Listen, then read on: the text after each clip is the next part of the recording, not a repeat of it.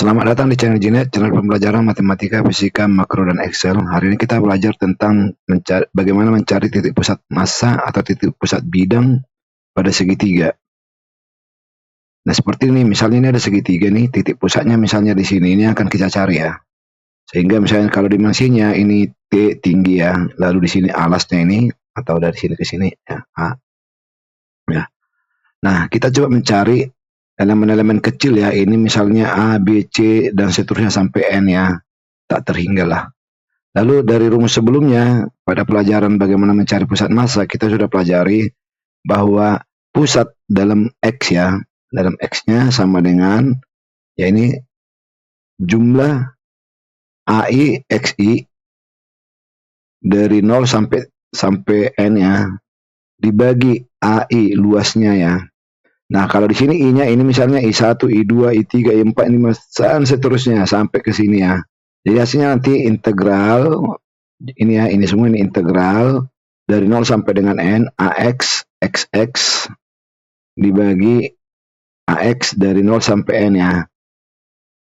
Nah, oke, jadi misalnya ini DX ya, ini DX, yang area yang kita tinjau ini X nih, pada X, sejauh X nih, pusatnya adalah XX sama dengan X ya.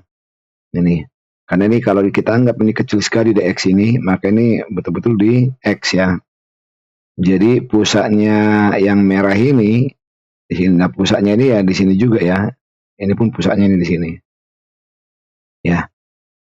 Sehingga kalau ini ya, yang merah ini luasnya adalah Y kali DX ya.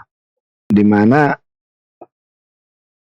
Y per ini X itu sama dengan T per A, atau bisa kita sebut sini ini misalnya sudut alfa, maka tangen alfa sama dengan Y per X, tangen alfa juga sama dengan T per A ya. Jadi Y sama dengan T per A kali X ya, sementara A nya di posisi X ini adalah Y kali DX ya.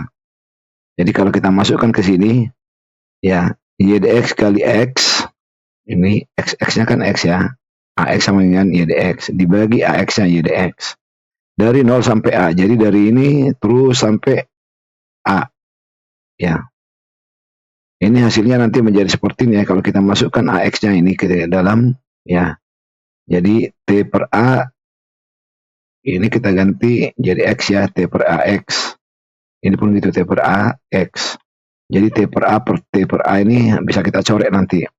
Lalu integral dari sini hasilnya, integral dari ini ya, sepertiga X pangkat 3 tambah C. Integral dari ini setengah X kuadrat tambah C. Dari X sama dengan 0 sampai X sama dengan A. Semuanya ya. Jadi hasilnya 2 per 3 A. Jadi dari sini nih, kita kan meninjau dari sini X-nya ya. Jadi dari sini nih, hasilnya ini 2 per 3 A ini. Artinya dari sini ke sini, sepertiga A ya. Ini 2 per 3 A, ini sepertiga A. Ya, kalau ini A ya. Oke.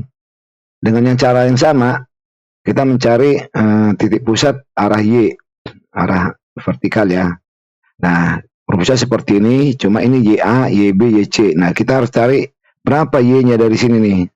Ya, arah vertikalnya. Oke, ini. Untuk ini komponen ini kita sebut komponen X, jadi YX ya, itu sama dengan, nah coba kita lihat nih, kalau misalnya di A ya, X sama dengan A, pasti di sini nih titik pusatnya di pertengahan ini ya, T per 2 kan, YX DX, titik pusatnya dari sini arah Y adalah Y per 2. Nah, dibagi Y per dibagi Y DX ya.